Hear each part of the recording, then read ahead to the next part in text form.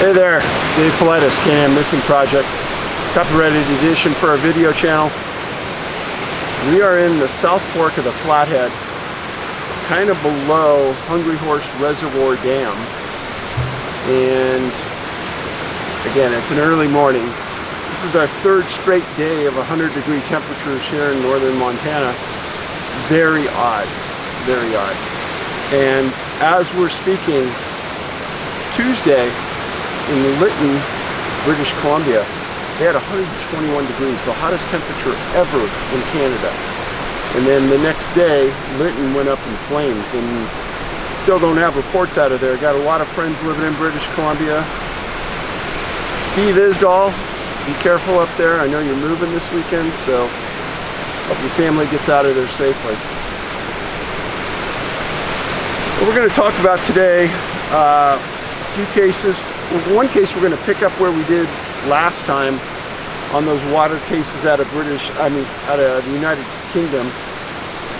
Talk about one case here in America that's almost a cookie cutter to those. And then we're going to talk about some cases in Australia that are very strange. In fact, one of the strangest cases I've ever researched out of Australia we're going to talk about. First, onto the letters. Greetings, Mr. Paulides. Hope all is well out there in Montana. You know, it's a little hot. I mean, it's really early in the morning here, so it's bearable. Had a story about brain-to-brain communication, which I first learned about through the files of Tom Bearden and his talks on longitudinal radio waves. Firstly, though, is structure. Think about the shape of a radio antenna, a thunderstorm, a Tesla coil, and the human brain and spine shape of all have similar shapes.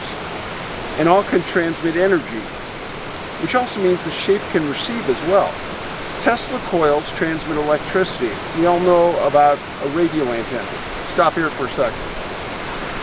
If anybody's been watching the Skinwalker episodes on the History Channel, Skinwalker Ranch, they actually brought in a Tesla coil in the last episode, which is pretty interesting. And they were trying to transmit waves underground.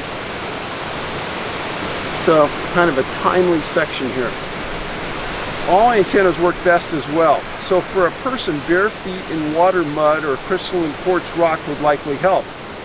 Thunderstorms transmit energy around them as animals are able to pick it up and react to the presently charged field.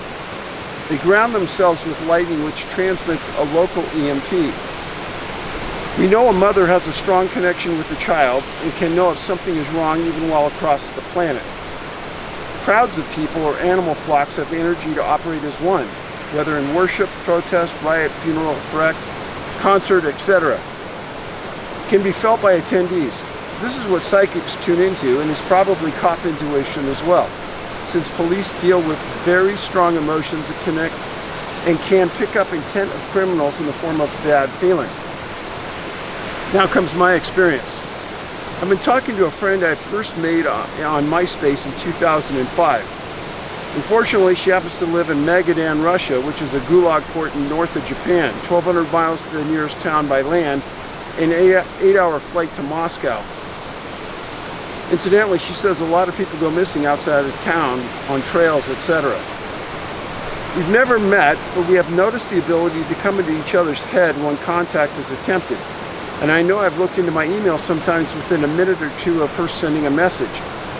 This has happened many times over the years, to the point where last year I thought really hard once for her contacting me, and she did.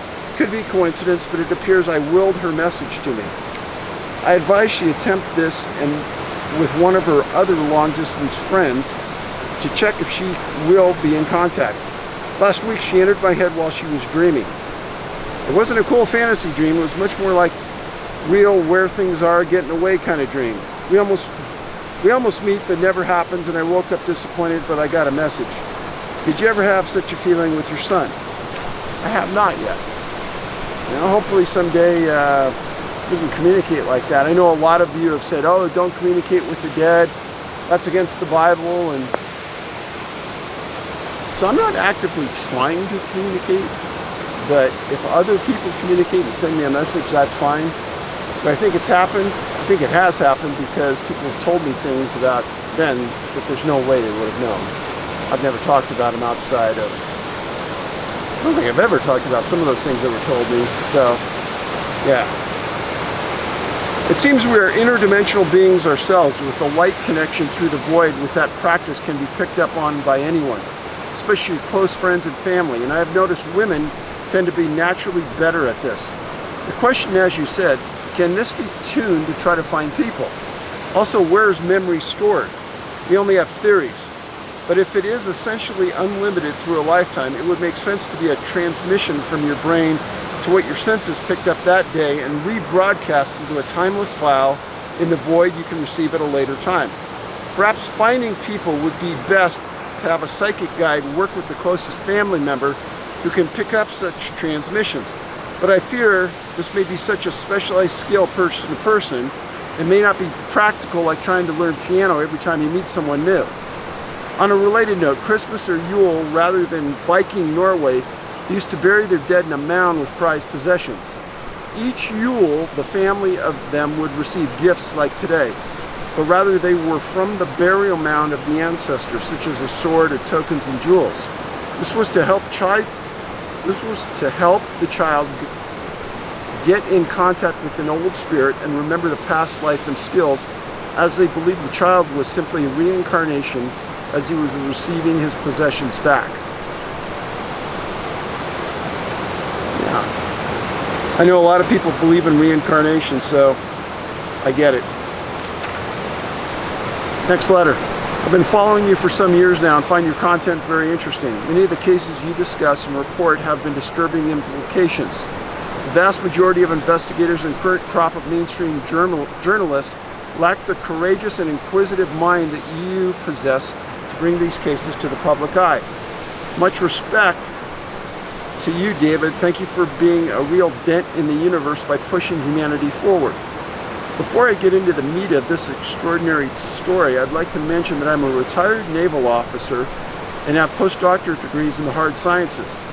I was lucky enough during my education to have several professors who emphasized and taught their students how to critically think and challenge conventional thought instead of blindly accepting, memorizing things out of a textbook. Oh man, you're singing my tune. The ability to think critically helps you greatly in life. You just can't believe everything you hear on mainstream media. In fact, I've said before, I listen to 3 or 4 different broadcasts from across the bend, left, right, center, and then I decide for myself what's true. If more people did that, you would figure out the truth very quickly. So I wish you would do that. Back in 2008, my mother was left in an irreversible vegetative brain dead state due to complications of cancer treatment. As all wonderful things come to an end, her life support was eventually turned off. We have said our tearful goodbyes as my dad, brother, and I waited by her side for confirmation by the medical staff that my mom had passed. After some time to reflect and pray, we left the hospital and went back home. Later that afternoon, I sat up from the sofa. I immediately smelled a rich, beautiful, sweet, intense floral scent just to the left of the coffee table directly in front of me. The scent was incredibly powerful, as if someone was holding an open perfume bottle right under my nose. I immediately called out to my dad and brother who were in the kitchen. As I walked a couple steps away from the sofa, the powerful scent went away. I moved around the room and determined that I could only smell the scent in an area about the size of a large beach ball, about 3 or 4 feet off the ground to the left of the table. Interesting enough, I also began to see in my mind's eye a sense of orange and yellow color associated with the scent. As my dad and brother came into the room, I asked them if they could smell it. Both my dad and brother could not smell it, no matter how hard they tried. The scent lasted for 10 to 15 minutes, and then as quickly as it came, it went away. Sadly, it never came back. After several days, we had a large funeral for my mom. We walked into the funeral home, and down the hall was the chapel where the funeral service was to be held and where my mom's casket sat. As I walked into the chapel, my nose immediately picked up the exact same beautiful, intense floral scent I smelled at home. But this time, the scent completely permeated the chapel. I looked over to my dad and brother with a big smile and said, "Hey, Mom's here." The scent lasted the entire time we were in the chapel. The loss of your son is heartbreaking. I hope the story provides you with a comfort and yet another example of evidence that life exists after earthly transition. Lieutenant Commander, retired U.S. Navy. I won't read his name, but great story.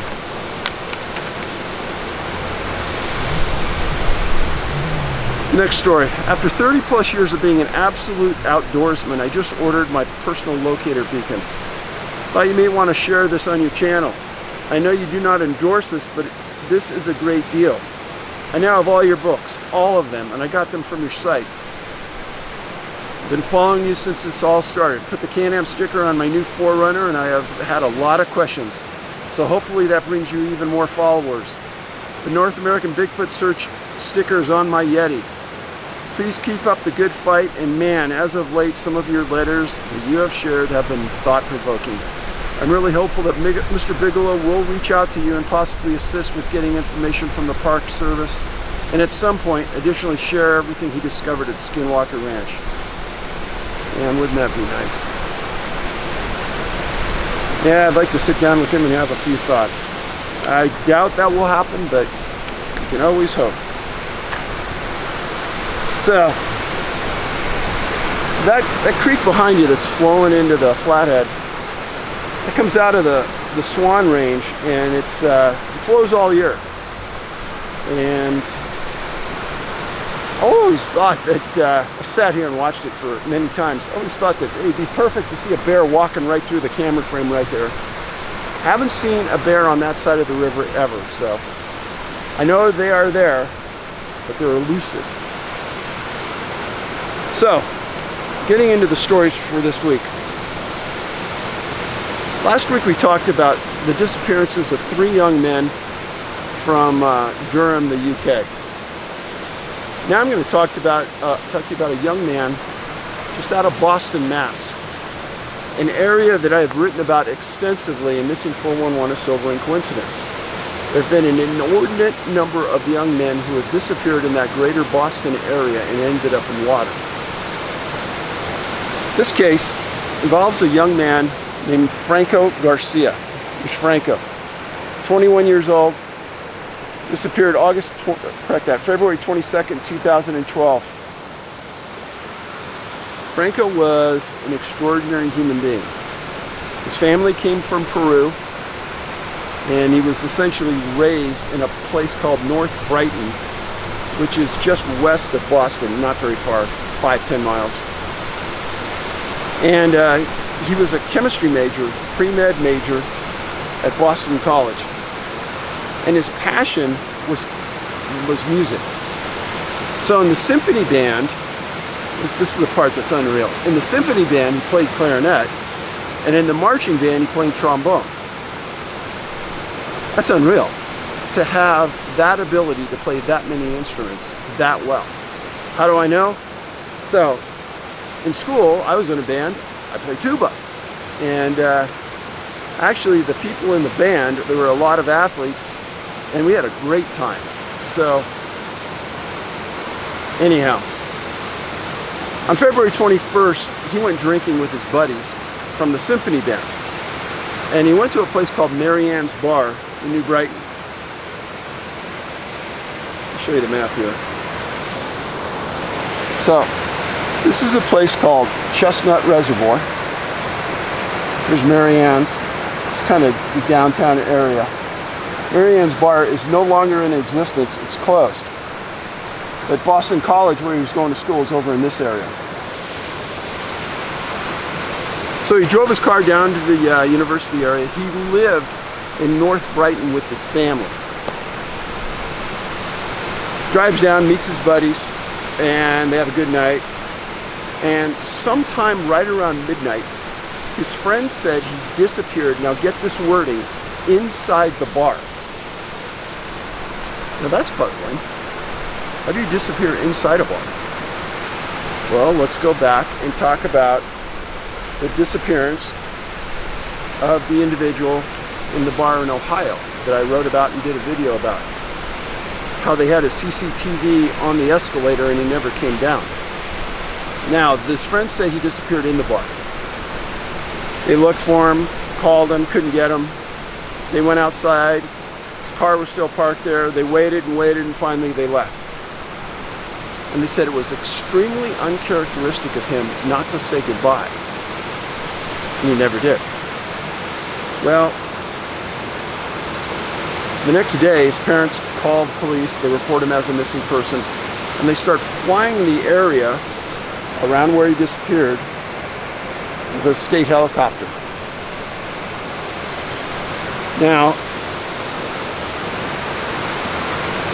they fly it, they put divers in the lake. They're thinking that he had to have gone in the lake, but that was in the opposite direction that his car was at. So, and then they put sonar in the lake, where they pull sonar, and you can look at everything on the bottom of a lake and floating in a lake, and it shows up extremely well. Well, they didn't find him. On February 25th, his friends start handing out flyers in the area. February 26th, there's a massive Facebook and Twitter campaign. And April 11th, almost 2 months after he disappears, a hiker is walking around the lake, Chestnut Lake, with his dog, and he sees a body. So he calls police, they come out, it's Franco. His wallet's in his pocket, all of his money's in his pocket, he's deceased. So he goes to autopsy. The first month, the coroner just says he died by falling in the water. There was no cause of death. I'm thinking, he died by a fall in the water. That doesn't tell us anything. What happened? And then weeks later, it said that he died from drowning. So, there's a statement I've made many times, local reports for local consumption. There's no way to understand how Franco got in the water. They never released his blood alcohol level. His friend said he had a lot to drink, and he was probably too drunk to drive, but he wasn't staggering drunk, and it wasn't that he couldn't take care of himself. This is kind of the scenario that plays out every time somebody, like a young man, disappears in a town setting. People never see him leave the bar. Then all of a sudden, the next time you find him, he's in the water. How does this keep replicating itself? Unknown how he got in. There were no injuries to the body. Well, if you fell in, you should have some injuries if you tumbled down an embankment, but there's no big embankment around the water. So, I want you to look at this. This is the lake you fell into. This is Boston College. It's the Boston Harbor area right here. I've written about this in Sobering Coincidence many times, the number of bodies that have been pulled out of this area. Franco was an intellect, super smart kid, on his way to be a physician. That's what he wanted to be in life. Now, let's look at the universities. First of all, there's 26 different universities in the greater Boston area. And you've got MIT and Harvard, where some of the smartest people around go to school. What better place would you go to find intellects than this? Think about it. Just saying. If somebody was interested in cruising for smart, good DNA, that'd be the place to go. Okay. We're going to go clear across the world. Go to Australia. And this case I'm going to tell you about is so odd that probably these next two cases are two of my favorite cases from Australia. So the first one involves a man named John Crimmin, C-R-I-M-M-I-N, 62 years old, December 20th, 1962. And he lived near a place called Mort Lake. And that's north of a city called Terang, which is west of Melbourne, Australia. He's a dairy farmer, very private guy to himself. He had 100 acres where he had dairy cows. And if you look at a big map that I'm going to show you soon, it's about 20 miles west of the Bass Strait. Remember this. The Bass Strait is kind of like the Bermuda Triangle for Australia. Very strange things have gone on there over the years. Well, on December 21st, in the early morning hours, a delivery man was on an adjacent property to John's, and he reported seeing a super bright light over the property. And he described it as brighter than any lamp he had seen. Well, a couple days later, his friends go over there and check on him, and they find that the dairy cows haven't been milked in 2 days. And they start looking around. And strangely, John's dogs, he had 2 of them that would go with him everywhere, were sitting still right inside their barn area. They were described as some of the most loyal dogs you'd imagine. Now, he lived in a very swampy area. Well, they did a massive 5-day search out to 5 miles. And they said that they walked shoulder to shoulder, adjacent farms, roads, swamps, every place imaginable. They didn't find him. And to quote one of the searchers, it was as if he disappeared off the face of the earth. Those were their words. So, 6 months later, June 12th, 1963, a body is found on an adjacent ranch. Adjacent. And they did an autopsy. It was John. Now, one of the things the searchers found when they originally went into John's residence is they found all of his work clothes laid out just like he was going to get up in the morning. But he didn't. He didn't wear them. So when he's found, he's missing clothes, found near water, in a cluster zone, dairy farmer. Now, every once in a while I'll look back in the world to see where that name came from, Crimmin. So it first came from Ireland, and they came to Australia in 1847. So John had lived there John's name had been there for a number of years. But the question is, the area he was in was previously searched probably 20 times. How did they miss him? It doesn't make sense. Why would John Crimmin, a very private person, be walking around without clothes on an adjacent farm? What about the bright light that his friends saw? What's that all about? Don't know. But the Bass Strait is the key.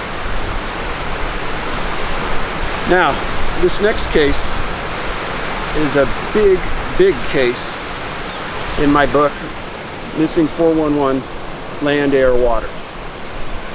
Now, people didn't understand quite why I wrote this. You know, what's so interesting about air disappearances? Well, you're going to find that there's a lot of similarities between what happened in the air and what happens on the ground. So, next story involves a young man named Frederich Valentich, 20 years old, disappeared October 21st, 1978. And he disappeared in the Bass Strait. Now, you talk about somebody who was destined for certain work. You know, I would say probably I was destined to be a policeman. I knew I was going to be one when I was young, and I just walked that path. Frederich walked that path of being a pilot. And he was born June 9th, 1958 in Morgorn, Australia. He attended Keeler Heights High School, attended a private college with 4 kids in his family. And he had an extreme passion for flying. He got his student's pilot's license when he was 19. He got his private pilot's license about a year later. And he was studying at the time he disappeared of getting his commercial license. So, on October 21st, 1978, he rented a Cessna 182L. There you go. I've flown in one of these. Very reliable, good airplane. And he left from Moorabbin Airport in Australia. Filed the flight plan to go west towards a place called Cape Otway, and then south to a place called King Island. Now, there's Frederich.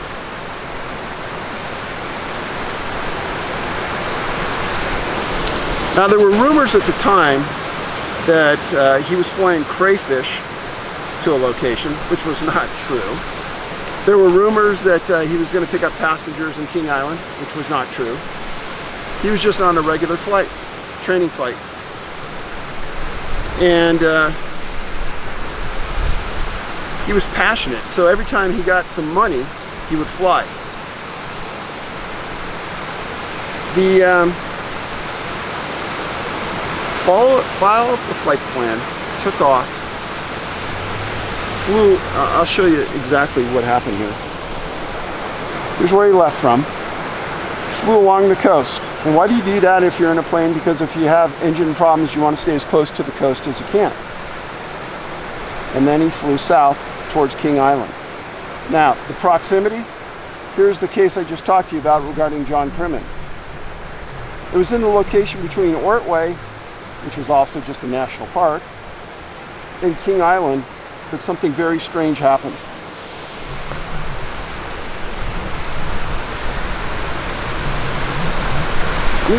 I'm gonna read you the communication that went on between Frederich and Australia Flight Control. And I think this is important for you to understand exactly what transpired. So it's 7:06 p.m. Valentich, Melbourne, this is Delta Sierra Juliet. Is there any known traffic below 5,000 feet? Flight services, Delta Sierra Juliet, no traffic. Valentich,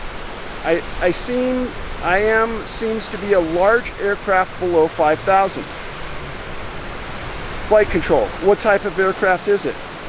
Valentich, I cannot affirm. It is 4 bright. It seems like landing lights. It's 4 bright. It seems like landing lights. Landing lights are what are turned on by a plane when they're going to land, and they're extremely bright. Okay, Valentich. This is Delta Sierra Juliet. The aircraft has just passed over me at least 1,000 feet above. Flight control, roger. And it is a large aircraft, confirmed. Valentich, he says, unknown. Due to speed it's traveling. Is there any Air Force aircraft in the area? Traffic control, no known aircraft in the vicinity. Valentich, it's approaching now from due east towards me. Flight control, Delta Sierra Juliet. Valentich, there's just an open mic for 2 seconds. Valentich, it seems to me that he's playing some sort of game. He's flying over me 2-3 times at speeds I cannot identify. Flight control, roger, what is your actual level? My level is 4,000 feet, 4,500. Flight control, and you confirm you cannot identify the aircraft? Affirmative. Delta Sierra Juliet, roger, stand by. Delta Sierra Juliet, this Valentich. It's not an aircraft. It is, parentheses, open mic for 2 seconds, no transmission. Flight control, can you describe the aircraft?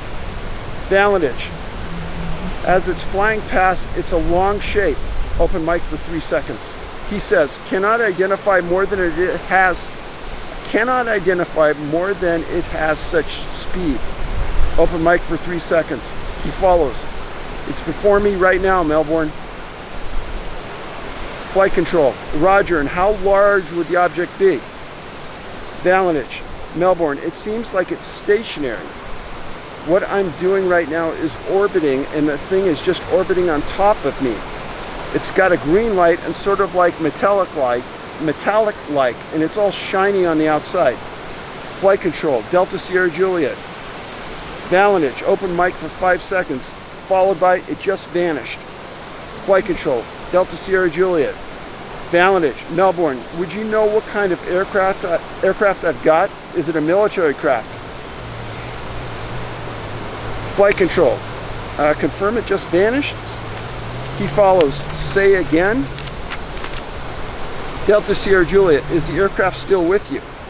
Valentich, open mic for 2 seconds, now approaching from the southwest. Flight control, Delta Sierra Juliet. Valentich, the engine is rough idling. I've got it set at 23, 24, and the thing is coughing. Flight control. Roger, what are your intentions? Valentich, my intentions are to go to King Island, Melbourne. That strange aircraft is hovering on top of me again. Open mic for 2 seconds. It's hovering and it's not an aircraft.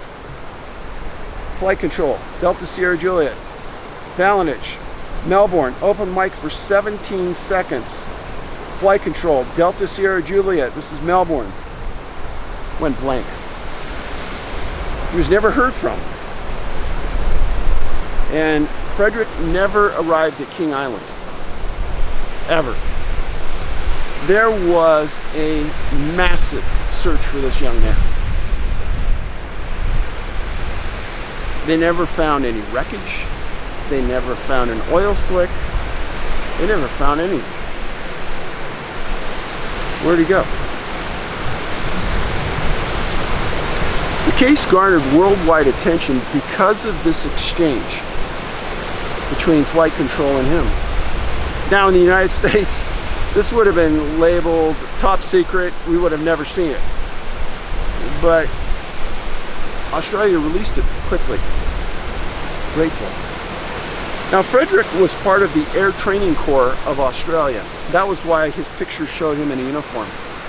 He was trained according to military protocol. He was learning how to be a great pilot. He did have, his dad said that he did believe in UFOs. That's not normal because a recent study said 70% of Americans now believe in UFOs. Now, they did a lot of research on this, and the day he disappeared, there was a UFO seen on the beach in the area near Cape Ortway, which is pretty odd, pretty strange. And this whole case carried with it a lot of stigma. Now, there was also a news crew that went out and they filmed some unusual, unknown things in the air after this happened. Frederick's dad was really stung by this because he knew his son was super competent and knew his way around aircraft, and to not have him back just killed him. In fact, decades later, his dad still had never touched his room. It was the same way as when he left. Now, knowing the proximity between Frederick's incident and John Crimmin's incident, I could talk for probably 4 hours straight about different incidents in the Bass Strait. Many of them parallel incidents in the Bermuda Triangle or in the Michigan Triangle. So, without a trace, no evidence that he was ever there. I've talked to you before about the last transmissions people get if they're on a phone talking to somebody, or in this case, it was a recorded transmission of Frederich in traffic control. So it kind of gives you some insight as to what happened in this specific incident. Very hard to refute. Some people said, oh, he got inverted in his aircraft and he thought the horizon was something that it wasn't. Absolutely ridiculous. Coupled with what news crews saw in that area afterwards, coupled with what's happened in that Bass Strait before, coupled with his description about it speeding past him, going on top, a green light scene, all these things. I won't ever disrespect Frederich. He saw what he saw and he reported it well. So the three cases: Frederich Valentich, 20 years old, disappeared 10/21/78. John Crimmin, 62 years old, disappeared 12/20/62. And Franco Garcia, 21 years old, disappeared February 22nd, 2012 in Brighton, Mass. Three compelling stories. Three unexplained disappearances. Please do me a favor, give me a thumbs up if you like the video. Make sure you're subscribed. Again, I guarantee I've had at least 2,000 people tell me that they're unsubscribed. So please make sure you are, and post this on social media, let your friends know what's happening. And Enjoy that great view, and we'll see you soon.